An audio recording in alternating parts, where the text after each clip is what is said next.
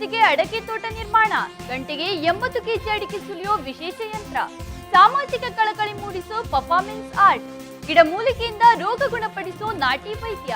ಇಷ್ಟು ಹೈಲೈಟ್ಸ್ ಜೊತೆ ಬಂದಿದ್ದೀನಿ ನಾನು ಪ್ರೀತಿ ಹರಪದ. ಈಗ ಹೆಡ್ಲೈನ್ಸ್.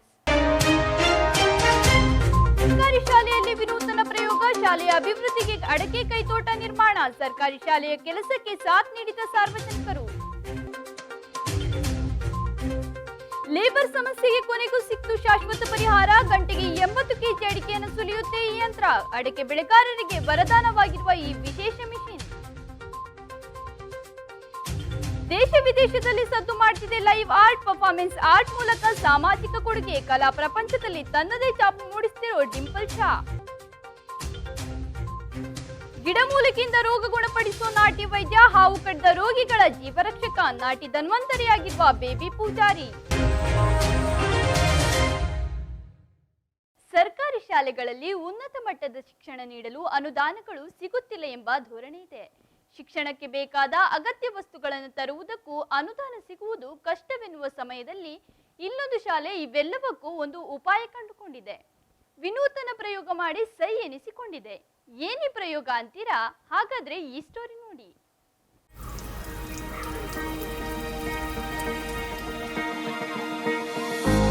ಸರ್ಕಾರಿ ಶಾಲೆಗಳಿಗೆ ಅನುದಾನದ ಕೊರತೆ ಇದೆ ಅನ್ನೋ ಅಪವಾದವಿದೆ. ಆದ್ರೆ ಬೆಳ್ತಂಗಡಿ ತಾಲೂಕಿನ ಬಂದಾರು ಊರಿನ ಸರ್ಕಾರಿ ಉನ್ನತೀಕರಿಸಿದ ಹಿರಿಯ ಪ್ರಾಥಮಿಕ ಶಾಲೆಯೊಂದು ಅಭಿವೃದ್ಧಿಯ ದೂರದೃಷ್ಟಿಯಿಂದ ತಾವೇ ಆದಾಯದ ಮೂಲವನ್ನ ಕಂಡುಕೊಂಡಿದೆ.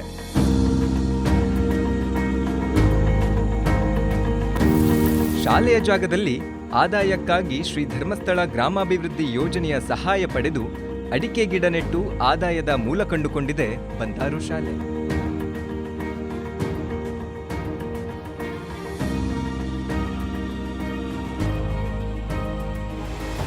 ಶಾಲೆಯ 5 ಎಕರೆ ಜಾಗದಲ್ಲಿ 2 ಎಕರೆ ಭೂಮಿಯನ್ನ ಬಳಸಿಕೊಂಡು 4 ಲಕ್ಷ ರೂಪಾಯಿ ಖರ್ಚು ಮಾಡಿ ಅಡಿಕೆಯ ತೋಟವನ್ನ ನಿರ್ಮಾಣ ಮಾಡಿದ್ದಾರೆ.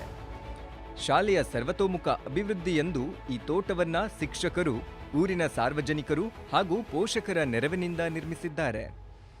ನೀರಿನ ಸಮಸ್ಯೆ ಇದ್ದ ಕಾರಣ ಬೆಳ್ತಂಗಡಿ ವಿಧಾನಸಭಾ ಕ್ಷೇತ್ರದ ಶಾಸಕ ಹರೀಶ್ ಪೂಂಜಾ ಬೋರ್ವೆಲ್ ಹಾಕಿಸಿದ್ದಾರೆ. ಉತ್ತಮ ನೀರಿನ ಆಶ್ರಯ ದೊರೆತ ಕಾರಣ ಸಿದ್ದವನ ನರ್ಸರಿಯಿಂದ ಅಡಿಕೆ ಗಿಡಗಳನ್ನು ತಂದು ಶಾಲೆಯಲ್ಲಿ ಅಡಿಕೆಯ ಕೈತೋಟ ಮಾಡಿದ್ದಾರೆ. ಕೃಷಿ ಮಾಡಲಿಕ್ಕೆ ಸಹಕಾರ ಕೊಟ್ಟಿರ್ತಕ್ಕಂಥ ನಮ್ಮ ಹಳೆ ವಿದ್ಯಾರ್ಥಿ ಸಂಘದ ಅಧ್ಯಕ್ಷರಿದ್ದರು, ಹಳೆ ವಿದ್ಯಾರ್ಥಿ ಸಂಘದ ಕಾರ್ಯದರ್ಶಿ ಇದ್ದರು, ಮತ್ತು ನಮ್ಮ SDMC ಅಧ್ಯಕ್ಷರಿದ್ದರು, ಪೋಷಕರಿದ್ದರು. ಎಲ್ಲ ವಿಜುವಲ್ ನೋಡಿದ್ದೀರಿ. ತುಂಬ ಪ್ರಯತ್ನಪಟ್ಟು ಒಂದು 3-4 ವರ್ಷದಿಂದ ಈ ಅಡಿಕೆ ತೋಟ ಮಾಡಲಿಕ್ಕೆ ಪ್ರಯತ್ನ ಪಟ್ಟಿದ್ದಾರೆ. ಊರಿನವರು, ಹಳೆ ವಿದ್ಯಾರ್ಥಿ ಸಂಘದವರು, SDMCಯವರು, ಎಲ್ಲ ವಿದ್ಯಾಭಿಮಾನಿಗಳು ಎಲ್ಲರೂ ಕೈ ಜೋಡಿಸಿದ್ದಾರೆ. ಅವರಿಗೆಲ್ಲರಿಗೂ ನಾನು ಅಭಿನಂದನೆಯನ್ನು ಸಲ್ಲಿಸ್ತೇನೆ. ಪಾಠದ ಜೊತೆಗೆ ಆಟನೂ ಇದೆ, ಅದರೊಟ್ಟಿಗೆ ಜೀವನಕ್ಕೆ ಬೇಕಾಗಿರ್ತಕ್ಕಂಥ ಕೃಷಿಯನ್ನು ಕೂಡ ಮಕ್ಕಳಿಗೆ, ಆ ಕೃಷಿ ಆಗ್ತಿರ್ತಕ್ಕಂಥ ಒಂದೊಂದು ಮಧ್ಯದಲ್ಲಿರ್ತಕ್ಕಂಥ ಸಮಯದಲ್ಲಿ ಮಕ್ಕಳಿಗೆ ಆ ತೋಟ ಕರ್ಕೊಂಡೋಗಿ ಹೇಗೆ ಮಾಡ್ತಾರೆ ಕೃಷಿಯನ್ನು, ಈ ಉದಾಹರಣೆ ಅಡಿಕೆ, ಮನೋಲಿ, ತರಕಾರಿ ಹೇಗೆ ಬೆಳೀತಾರೆ ಅದನ್ನು ಕೂಡ ನಾವು ಹೇಳಿಕೊಳ್ತೇವೆ. ಅಡಿಕೆ ಗಿಡಗಳನ್ನು ಪೋಷಿಸಲು 3 ವರ್ಷಗಳ ಕಾಲ ಸಾರ್ವಜನಿಕರಿಗೆ ಗುತ್ತಿಗೆ ನೀಡಿದ್ದಾರೆ. ತೋಟದಲ್ಲಿ ತೊಂಡೆ, ಬದನೆ, ಹಾಗಲಕಾಯಿ ಮೊದಲಾದ ತರಕಾರಿಗಳನ್ನು ಬೆಳೆಯುವುದರ ಜೊತೆಗೆ ಅಡಿಕೆ ಗಿಡಗಳ ನಿರ್ವಹಣೆಯನ್ನೂ ಮಾಡ್ತಿದ್ದಾರೆ. ಹಳೆಯ ವಿದ್ಯಾರ್ಥಿಗಳ ಆರ್ಥಿಕ ನೆರವಿನಿಂದ ಶಾಲೆ ಪ್ರಗತಿ ಸಾಧಿಸುತ್ತಿರುವುದು ಮತ್ತೊಂದು ವಿಶೇಷ. ಏನಾದರೂ ನೆಲ ವಿದ್ಯಾರ್ಥಿಗಳಿಂದ ಇಲ್ಲಿಗೆ ಒಂದು ಶಾಲೆಗೆ ಪ್ರೋತ್ಸಾಹ ಸಿಗಬೇಕಲ್ಲ. ಆ ರೀತಿ ನಾವು ಹಳೆ ವಿದ್ಯಾರ್ಥಿ ಸಂಘದ ವತಿಯಿಂದ ಎಲ್ಲರ ಹತ್ರ ಹೋಗಿ ಪ್ರಯತ್ನಿಸಿ ಇದು ಮಾಡಿ ಸಾಧಾರಣ ಒಂದು ಟೋಟಲ್ 1,15,000 ಖರ್ಚು ಕಲೆಕ್ಷನ್ ಮಾಡಿದ್ದೇವೆ. ಅದನ್ನು ಎಲ್ಲ ಇದಕ್ಕೆ ಈಟ್ ಹಚ್ಚಿ ಇನ್ನಿತರ ಅಡಿಕೆ ಸಸಿ ಎಲ್ಲ ತಯಾರು ಮಾಡಿ ಒಂದು ಅಂದಾಜು ಆಗ್ತದೆ. ಇನ್ನಿತರ ಉಳಿದ ಒಂದು ಖರ್ಚು ವೆಚ್ಚವನ್ನೆಲ್ಲ ಪೋಷಕರು ಮತ್ತು ಧರ್ಮಸ್ಥಳದ ವತಿಯಿಂದ ಎಲ್ಲ ಸಹಕಾರ ನೀಡಿದ್ದಾರೆ. ನಮಗೆ ಅಡಿಕೆ ಸಸಿಯನ್ನು ಸಬ್ಸಿಡಿ ದರದಲ್ಲಿ ನಮಗೆ ನೀಡಿದ್ದಾರೆ. ಉಳಿದ ಎಲ್ಲ ಊರಿನ ಪೋಷಕರು, ಹಳೆ ವಿದ್ಯಾರ್ಥಿಗಳು, ಶಾಲಾ ಶಿಕ್ಷಕ, ಮುಖ್ಯೋಪಾಧ್ಯಾಯ ಎಲ್ಲರ ಸಂಪೂರ್ಣ ಸಹಕಾರ ನಮಗೆ ಇತ್ತು. ಈಗ ಆಮೇಲೆ ನಾವು ಇದನ್ನು ನೋಡಿಕೊಳ್ಳುವಂಥ ರೀತಿಯಲ್ಲಿ ಮಾಡೋದಾದರೆ ನಮಗೆಲ್ಲರಿಗೆ ಬಂದು ಇಲ್ಲಿ ಪ್ರಯತ್ನ ಮಾಡಲಿಕ್ಕಿಲ್ಲ. ಅದಕ್ಕೆ 2 ಜನ ಇವನ್ನು ತರಕಾರಿ, ತೊಂಡೆಕಾಯಿ ಮಾಡೋ ರೀತಿಯಲ್ಲಿ 3 ವರ್ಷ ಅವರಿಗೆ ಒಂದು ನೋಡಿಕೊಳ್ಳುವ ಇದಕ್ಕೆ ಜವಾಬ್ದಾರಿಯನ್ನು ಕೊಟ್ಟಿದ್ದೀವಿ. ಸರ್ಕಾರಿ ಅನುದಾನ ಬರದೆ ಶಾಲೆ ಅಭಿವೃದ್ಧಿಯಾಗಿಲ್ಲವೆಂದು ನೆಪ ಹೇಳುವ ಬದಲು ಬಂದಾರು ಶಾಲೆಯ ಮಾದರಿಯನ್ನು ಅನುಸರಿಸಬಹುದು ಎನ್ನುತ್ತಾರೆ ಸ್ಥಳೀಯರು. ಇಷ್ಟೆಲ್ಲ ಚಟುವಟಿಕೆಗಳ ನಡುವೆ ಶೈಕ್ಷಣಿಕವಾಗಿಯೂ ಬಂದಾರಿನ ಸರ್ಕಾರಿ ಉನ್ನತೀಕರಿಸಿದ ಹಿರಿಯ ಪ್ರಾಥಮಿಕ ಶಾಲೆ ಮಾದರಿಯಾಗಿದೆ. ಊರವರ ಸಹಕಾರದಿಂದ ಇನ್ನಷ್ಟು ಸರ್ಕಾರಿ ಶಾಲೆಗಳು ಅಭಿವೃದ್ಧಿ ದಾರಿ ಕಂಡುಕೊಳ್ಳಲಿ ಎನ್ನುವ ಆಶಯದೊಂದಿಗೆ camera person Ashish G Yadav ಜೊತೆ ಐಶ್ವರ್ಯ ಕೋಣನ ನಮ್ಮೂರ ವಾರ್ತೆ SDMC ಉಜಿರೆ. ಅಡಿಕೆ ಕೃಷಿಗೆ ಕೃಷಿ ಕಾರ್ಮಿಕರದ್ದೇ ಸಮಸ್ಯೆ. ಅದರಲ್ಲೂ ಅಡಿಕೆ ಸುಲಿಯೋದಕ್ಕೆ ಪರಿಣತರತೆ ಕೊರತೆ. ಇದಕ್ಕೆ ಪರಿಹಾರ ನೀಡುವುದಕ್ಕಾಗಿ ಬಂದಿದೆ ಒಂದು ವಿಶಿಷ್ಟ ಯಂತ್ರ. ಡ್ಯಾಮೇಜ್ ಇಲ್ದೇನೆ ಕೆಜಿ ಗಟ್ಟಲೆ ಅಡಿಕೆ ಸುಲಿಯೋ ಈ ವಿಶೇಷ ಯಂತ್ರದ ಬಗ್ಗೆ ಒಂದು ಸ್ಪೆಷಲ್ ಸ್ಟೋರಿ ಇಲ್ಲಿದೆ.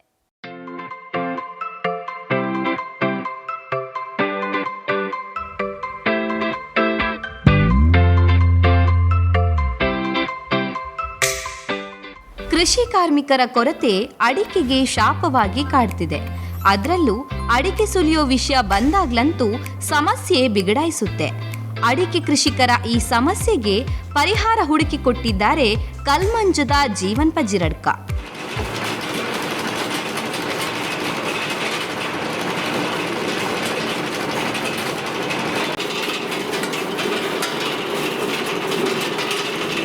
ಹೌದು, ಈ ಅಡಿಕೆ ಸುಲಿಯುವ ಯಂತ್ರವೇ ಜೀವನ್ ಅವರು ಕಂಡುಕೊಂಡಿರುವಂತಹ ಸೊಲ್ಯೂಷನ್. ಒಂದು ಕಡೆಯಿಂದ ಇನ್ನೊಂದು ಕಡೆಗೆ ಸುಲಭಕ್ಕೆ ಸಾಗಿಸಬಹುದಾದ ಈ ಯಂತ್ರವನ್ನ ಕೃಷಿಕರ ಮನೆಗೆ ಕೊಂಡು ಹೋಗಿ ಅಲ್ಲೇ ಅಡಿಕೆ ಸುಲಿದು ಕೊಡುತ್ತೆ ಈ ಜೀವನ್ ಮತ್ತವರ ತಂಡ.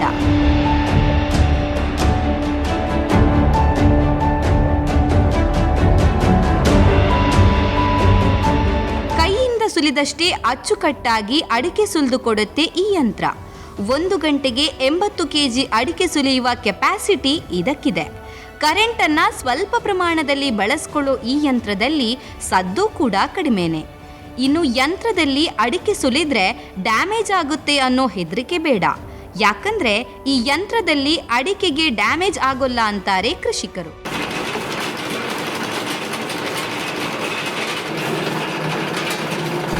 ನಾವು ಅಡಿಕೆ ಬೆಳೆಗಾರರು ಮತ್ತು ರಬ್ಬರ್ ಬೆಳೆಗಾರರು. ನಮಗೆ ಅಡಿಕೆ ಸ್ವಲ್ಪ ಐತಿ, ಅದನ್ನು ಸುಲಿಯೋಕ್ಕೆ ಲೇಬರ್ಸು ಭಾಳ ಕಡಿಮೆ, ಸಿಗೋದೇ ಇಲ್ಲ. ಒಂದು 10 ಸಲ ಹೋದರೂ ಬರೋಲ್ಲ ಒಬ್ಬರು.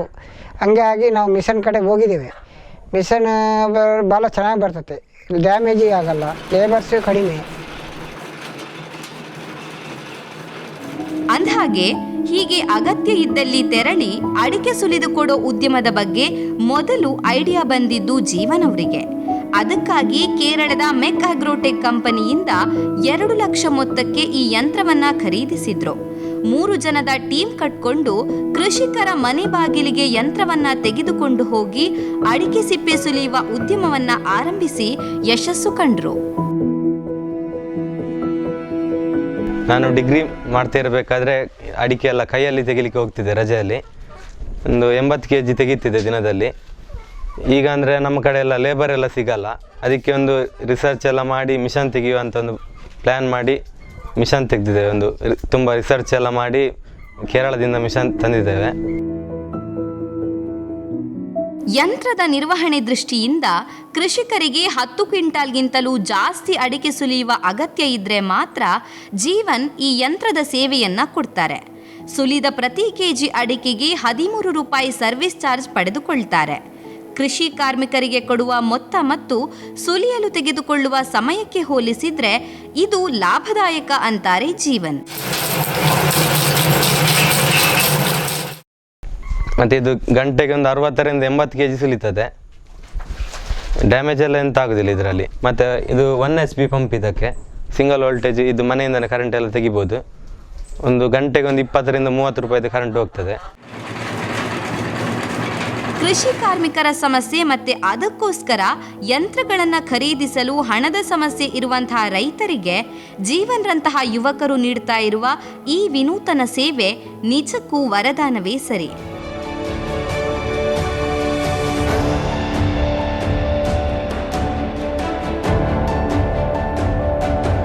Camera person Ashish G Yadav ಜೊತೆ ಪ್ರಸೀದ್ ಭಟ್ಟ, ನಮ್ಮೂರ ವಾರ್ತೆ, SDMC Ujire.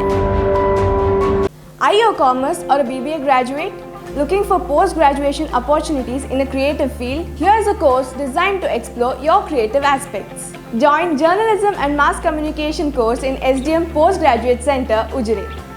Wide job opportunities in print, electronic and new media. growth-oriented career in entertainment media, digital media and film industry. Get a chance to explore modern media learning and vast career opportunities. We welcome all aspiring learners to SDM to explore the endless opportunities in the media realm. For admissions, contact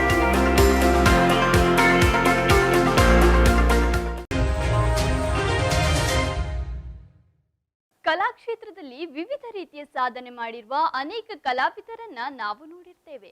ಆದರೆ ಇಲ್ಲೊಬ್ರು ವಿಶೇಷ ಕಲಾ ಪ್ರಕಾರವೊಂದನ್ನು ಪ್ರದರ್ಶಿಸುವ ಮೂಲಕ ದೇಶ ವಿದೇಶಗಳಲ್ಲಿ ಹೆಸರು ಮಾಡಿದ್ದಾರೆ. ತಮ್ಮ ಕಲಾ ಪ್ರಕಾರದ ಮೂಲಕ ಸಾಮಾಜಿಕ ಕಾಳಜಿಯನ್ನು ಮೆರೆಯುತ್ತಿದ್ದಾರೆ. ಕಲೆಗಾಗಿ ತಮ್ಮ ಜೀವನವನ್ನೇ ಮುಡಿಪಾಗಿಟ್ಟಿರೋ ಈ ಕಲಾವಿದೆ ಕುರಿತಾದ ವಿಶೇಷ ವರದಿ ನಿಮಗಾಗಿ. ಕಲೆಯಲ್ಲಿ ಹಲವಾರು ವಿಧಗಳಿವೆ. ಪ್ರತಿ ಕಲಾ ಪ್ರಕಾರಗಳು ಅದರದ್ದೇ ಆದ ವಿಶೇಷತೆ ಹೊಂದಿರ್ತವೆ. ಅಂಥದ್ದೇ ಒಂದು ವಿಭಿನ್ನ ಕಲಾ ಪ್ರಕಾರದಲ್ಲಿ ಪರ್ಫಾರ್ಮೆನ್ಸ್ ಆರ್ಟ್ ಕೂಡ ಒಂದು. ವಿದೇಶದಲ್ಲಿ ಹೆಚ್ಚು ಚಾಲ್ತಿಯಲ್ಲಿರುವ ಈ ಕಲೆಯನ್ನು ಭಾರತದಲ್ಲಿ ಪ್ರಸ್ತುತಪಡಿಸುತ್ತಿರುವವರು ಡಿಂಪಲ್ ಬಿ ಶಾ.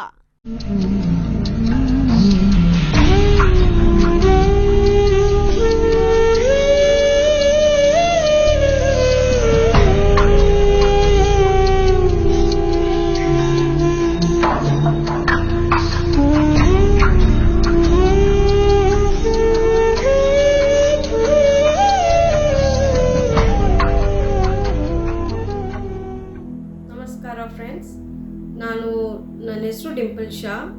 ನಾನು ಬೆಂಗಳೂರಲ್ಲಿ ಇರೋದು. ನಾನು ಒಂದು ಪರ್ಫಾರ್ಮೆನ್ಸ್ ಮತ್ತು ವಿಜುವಲ್ ಆರ್ಟಿಸ್ಟ್. ನಂದು ಸ್ಟಡೀಸ್ ಬರೋಡಾ ಮತ್ತು ಗ್ಲಾಸ್ಗೋನಲ್ಲಿ ಆಗಿದೆ. ಮತ್ತು ನಾನು ಕೆಲವು 22 ಇಯರ್ಸಿಂದ ನಾನು ಪರ್ಫಾರ್ಮೆನ್ಸ್ ಆರ್ಟನ್ನು ಮಾಡ್ತಾಯಿದ್ದೀನಿ. ಇದು ತುಂಬ ಎಕ್ಸ್ಪೆರಿಮೆಂಟಲ್ ಬೇಸಿಸ್ನಲ್ಲಿ ಸ್ಟಾರ್ಟ್ ಮಾಡಿದ್ದು ನಾನು. ಸೊ ಐ ಸ್ಟಾರ್ಟೆಡ್ ಡೂಯಿಂಗ್ ಅಂದರೆ ಒಂದು ಪಬ್ಲಿಕ್ನಲ್ಲಿ ಹೋಗಿ ಒಂದು ಬೀದಿ ನಾಟಕ ಹೇಳೋಕ್ಕಾಗಲ್ಲ, ಇದು ಒಂಥರ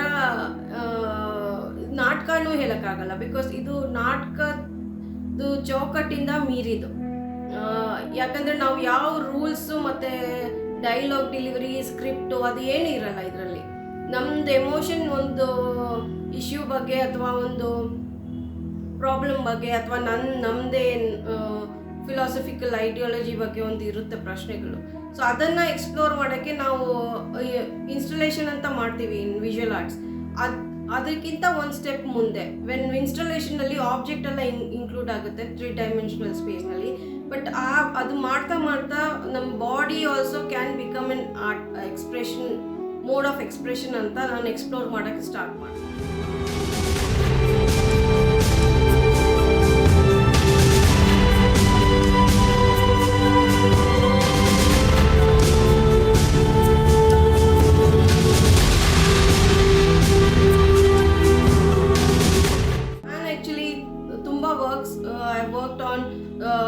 ಟಾಪಿಕ್ ಆಫ್ ರೇಪ್ಸ್, ವಿಕ್ಟಿಮ್ಸ್, ನಿರ್ಭಯ ಆಗೋವಾಗಲೂ ನಾನು ಡೆಲ್ಲಿ ಹೋಗಿದ್ದೆ, ಕ್ಯಾಲ್ಕಟಾ ಹೋಗಿದ್ದೆ. ಅದ್ರ ಬಗ್ಗೆ ಜನರನ್ನ ಅವೇರ್ ಮಾಡಬೇಕು, ಅದ್ರ ಬಗ್ಗೆ ವೆರಿ ಆರ್ಟಿಸ್ಟಿಕ್ ವೇನಲ್ಲಿ ಅವ್ರನ್ನ ಟೆಂಪ್ಟ್ ಮಾಡಬೇಕು ಯೋಚನೆ ಮಾಡೋಕ್ಕೆ. You have to provoke people to think about social concerns, about social issues and about women safety. ಅದ್ರ ಬಗ್ಗೆ ಸ್ವಲ್ಪ ಡೀಪ್ಲಿ ಮತ್ತು ತುಂಬ ಆರ್ಟಿಸ್ಟಿಕ್, ಅವ್ರಿಗೆ ಪ್ರೆಷರ್ ಇರಬಾರ್ದು, ನಮಗೆ ಯೋಚನೆ ಮಾಡೋಕ್ಕೆ ಫೋರ್ಸ್ ಮಾಡ್ತಾ ಇದ್ದಾರೆ. ಬಟ್ ನೀವು ನಿಮ್ಮ ಮೆಸೇಜ್ನ ತಲುಪಿಸ್ಬೇಕು ಅವ್ರಿಗೆ. And they also enjoy that whole act. ಆ ಪ್ರಾಸೆಸ್ನಲ್ಲಿ ಅವ್ರಿಗೂ ಒಂಥರ ಖುಷಿ ಇರುತ್ತೆ ಪಾರ್ಟಿಸಿಪೇಟ್ ಮಾಡೋಕ್ಕೆ. So I usually walk on the roads in the public space and then I perform in public space. So ಇದು 22 ಇಯರ್ಸಿಂದ ಮಾಡೋದ್ರಿಂದ ಆಲ್ಮೋಸ್ಟ್ ಮೋರ್ ದೆನ್ 200 ಪರ್ಫಾರ್ಮೆನ್ಸ್ ಇಲ್ಲಿವರೆಗೂ ನಾನು ಮಾಡಿದ್ದೀನಿ. ಸೊ ಆಲ್ಮೋಸ್ಟ್ ಎಲ್ಲ cities, almost major cities in ಇಂಡಿಯಾನಲ್ಲಿ ಮಾಡಿದ್ದೀನಿ. ಪಕ್ಕದ ದೇಶ ಅಂದರೆ ಢಾಕಾ, ಶ್ರೀಲಂಕಾ ಅಲ್ಲಿ ಮಾಡಿದ್ದೀನಿ.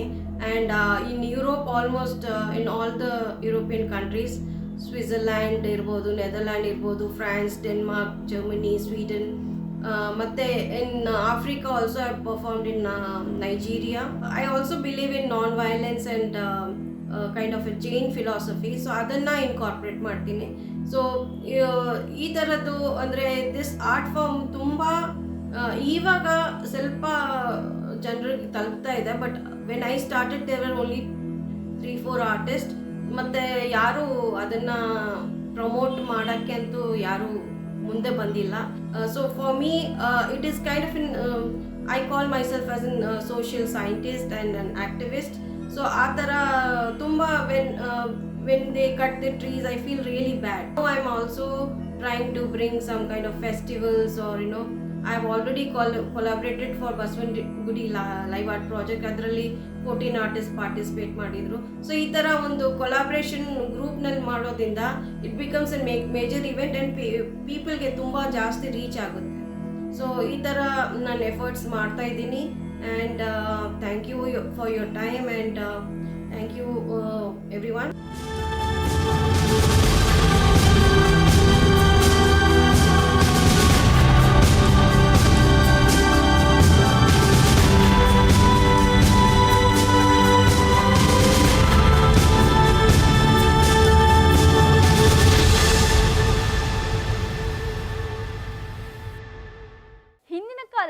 ಅಲೋಪತಿ ವೈದ್ಯರಿಲ್ಲದೆ ಊರಿನಲ್ಲಿ ನಾಟಿ ವೈದ್ಯರೇ ಹಲವಾರು ರೋಗ ರುಜಿನಗಳನ್ನ ಚಿಕಿತ್ಸೆ ನೀಡಿ ಗುಣಮುಖಗೊಳಿಸುತ್ತಿದ್ದರು. ಕಾಲಕ್ರಮೇಣ ವೈದ್ಯ ಜಗತ್ತು ಅಭಿವೃದ್ಧಿ ಹೊಂದಿದ ಬಳಿಕ ನಾಟಿ ಮದ್ದಿಗೆ ಪ್ರಾಶಸ್ತ್ಯ ಕಡಿಮೆಯಾಗಿತ್ತು. ಆದರೆ ಇಲ್ಲೊಂದು ನಾಟಿ ವೈದ್ಯರ ಮನೆತನ ತಲತಲಾಂತರಗಳಿಂದ ಉಚಿತವಾಗಿ ನಾಟಿ ಮದ್ದು ನೀಡುವ ಪರಂಪರೆಯನ್ನ ಉಳಿಸಿಕೊಂಡಿದೆ. ಆ ಮನೆತನದ ಬಗೆಗಿನ ಸ್ಪೆಷಲ್ ರಿಪೋರ್ಟ್ ಇಲ್ಲಿದೆ.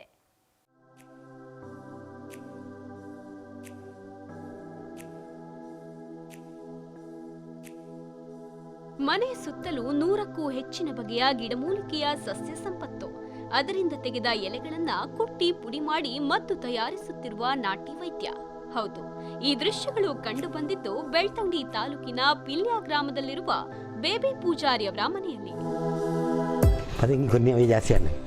ಭಾರಿ ಜಾಸ್ತಿ ಜಾತಿ ಜನ ಬೂರುಣದೆ ಬೊಂಡನಿ ಕೊರಲಿ ಪದಂಗಿ ನಂಜಿ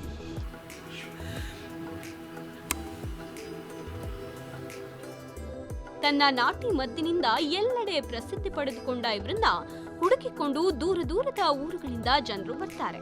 ಅದರಲ್ಲೂ ವಿಶೇಷವಾಗಿ ಹಾವು ಕಚ್ಚಿದ ಗಾಯವನ್ನ ಗುಣಮಾಡುವ ವಿದ್ಯೆಯನ್ನ ರೂಢಿಸಿಕೊಂಡಿದ್ದಾರೆ ಇವರು.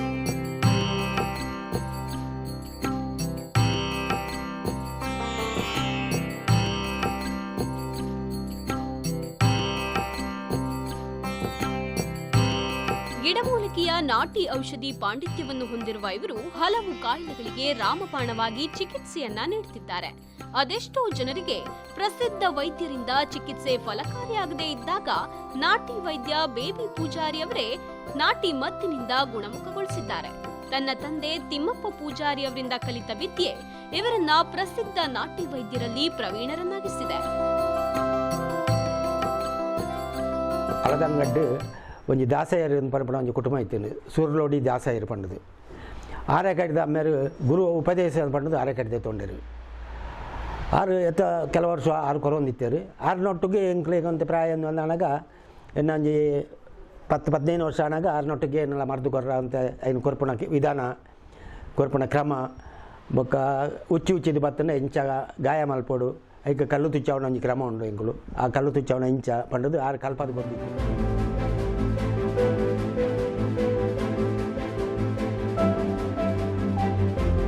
ವರ್ಷಕ್ಕೆ 500ಕ್ಕಿಂತ ಹೆಚ್ಚು ಮಂದಿ ವಿವಿಧ ಜಾತಿಯ ಹಾವು ಕಡಿಸಿಕೊಂಡ ರೋಗಿಗಳು ಇವರಿಂದ ಚಿಕಿತ್ಸೆ ಪಡೆಯಲು ಇವರಲ್ಲಿಗೆ ಧಾವಿಸುತ್ತಾರೆ. ಇದು ಮಾತ್ರವಲ್ಲದೆ ಸರ್ಪಸುತ್ತು, ಬಿಳಿಮುಟ್ಟು, ಮೂಲವ್ಯಾಧಿ, ಉಷ್ಣಬುಕ್ಕೆ, ಸಂಧಿವಾತ ಮತ್ತು ಚರ್ಮ ರೋಗ ಮಾತ್ರವಲ್ಲ ಜಾನುವಾರುಗಳಿಗೂ ಔಷಧಿಯನ್ನ ನೀಡುತ್ತಾರೆ. ಬೇಬಿ ಪೂಜಾರಿ ಅವರು ಕಾಡಿಗೆ ಹೋಗಿ ನಾಟಿ ಗಿಡಮೂಲಿಕೆಯನ್ನ ತಂದು ಬೇರಿನ ಪುಡಿ, ನಾಟಿ ಗಿಡದ ಚೂರ್ಣ, ಎಣ್ಣೆ, ಲೇಪನಗಳನ್ನ ತಯಾರಿಸುತ್ತಾರೆ.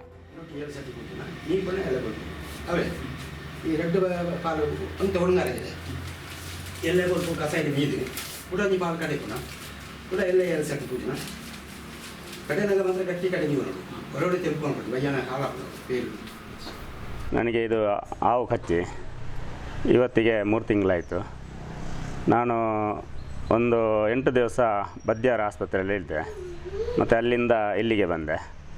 ಇಲ್ಲಿಂದ ಅವರಿಂದ ಮದ್ದೆಲ್ಲ ತಗೊಂಡು ವಾರ ಬರ್ತಿದ್ದೆ. ಆದ ಕಾರಣ ಈಗ ಸ್ವಲ್ಪ ಅದು ಗುಣ ಆಗ್ತಾ ಉಂಟು, ತುಂಬ ಗುಣ ಆಗ್ತಾ ಉಂಟು. ಅದು ಇನ್ನು ಸ್ವಲ್ಪ ದಿವಸದಲ್ಲಿ ಅದು ಗುಣ ಆಗ್ತದೆ ಅಂತ ಅವರು 6 ತಿಂಗಳು ಇದೆ ಹೇಳಿದ್ರು. ಈಗ 3 ತಿಂಗಳು ಆಯ್ತಷ್ಟೇ. ಹಾಗೆ ಮದ್ದೆಲ್ಲ ಚೆನ್ನಾಗಿ ಆಗ್ತದೆ. ಆದ ಇದರಲ್ಲಿ ನಾವು ಇಲ್ಲಿ ಬಂದು ಕೊಂಡೋಗ್ತೇವೆ. ನಮಗೆ ತುಂಬ ಅನುಕೂಲ ಆಗ್ತದೆ. ಎಕ್ಕದಲ್ಲಿ 2 ಜಾತಿ ಉಂಟು. ಇದು ಬಿಳಿ ಎಕ್ಕ, ಹಾವು ಕಚ್ಚಿದಕ್ಕೆಲ್ಲ ಉಪಯೋಗ ಮಾಡ್ತೇವೆ. ತಮ್ಮ ಜಾಗದಲ್ಲೇ ಸರ್ಪಗಂಧಿ, ಪಾಷಾಣವೇದಿ, ಅಮೃತಬಳ್ಳಿ ಮುಂತಾದ 80 ನಾಟಿ ಗಿಡಗಳನ್ನ ನೆಟ್ಟು ತನ್ನ ಹಿರಿಯ ಮಗನಾದ ಸತೀಶ್ ಪೂಜಾರಿ ಅವರಿಗೆ ನಾಟಿ ಗಿಡಮೂಲಿಕೆ ಪದ್ಧತಿಯ ಜಗತ್ತಿನ ಪರಿಚಯವನ್ನ ಮಾಡಿಸಿದ್ದಾರೆ.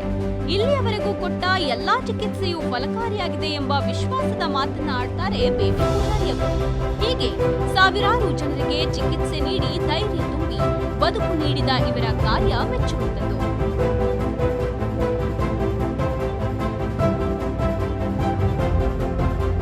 ಕ್ಯಾಮರಾ ಪರ್ಸನ್ ಪ್ರಸಿದ್ಧ ಭಟ್ ಜೊತೆ ಗ್ರೀಷ್ಮಾ ಗೌಡ, ನಮ್ಮ ವಾರ್ತೆ, ಎಸ್ಟಿಎಂಸಿ ಉಜಿರೆ. ಇದೀಗ ಸಣ್ಣದೊಂದು ಬ್ರೇಕ್ನ ನಂತರ ನಮ್ಮೂರ ವಾರ್ತೆ ಮತ್ತೆ ಮುಂದುವರಿಯುತ್ತದೆ. An excellent college is the place where students can learn skills along with the curriculum. Accessibility to massive learning resources create an amazing learning environment. Here is one such department which provides this opportunity to all of its students, not just to learn but also to get practical experiences.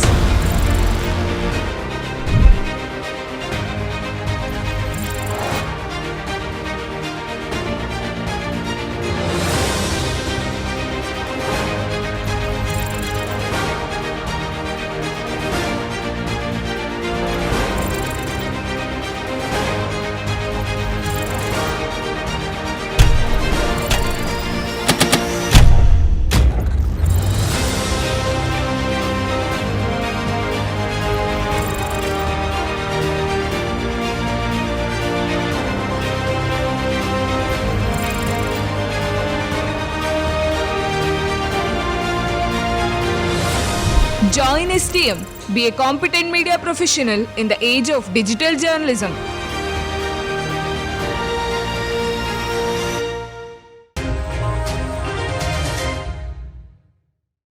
ಇದೀಗ speed news.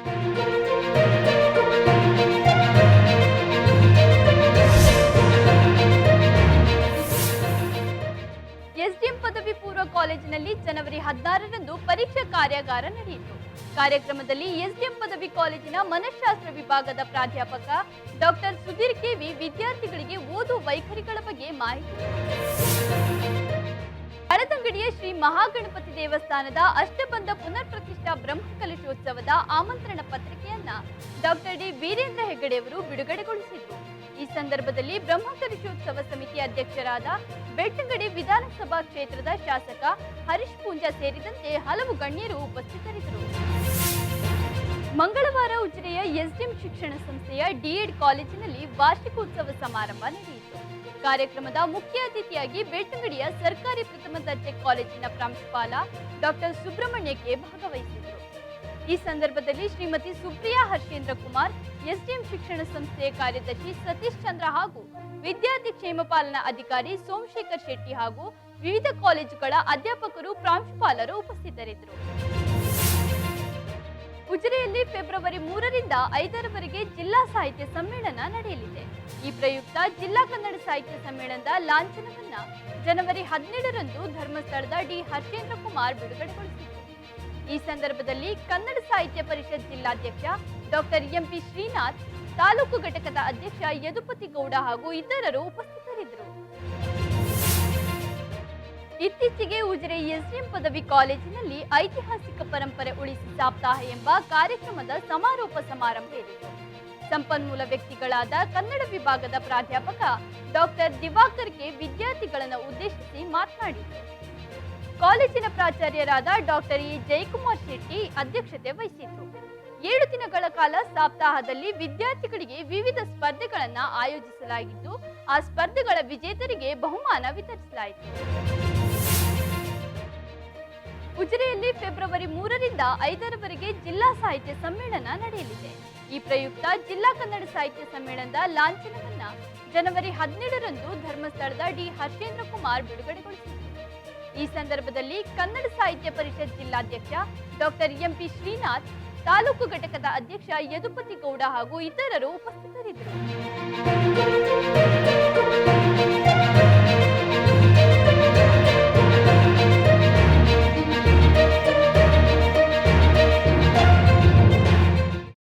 ಇವಿಷ್ಟು ಈ ವಾರದ ಪ್ರಮುಖ ಸುದ್ದಿಗಳು. ಸುದ್ದಿಗಾಗಿ ನೋಡ್ತಾ ಇರಿ ನಮ್ಮೂರ ವಾರ್ತೆ.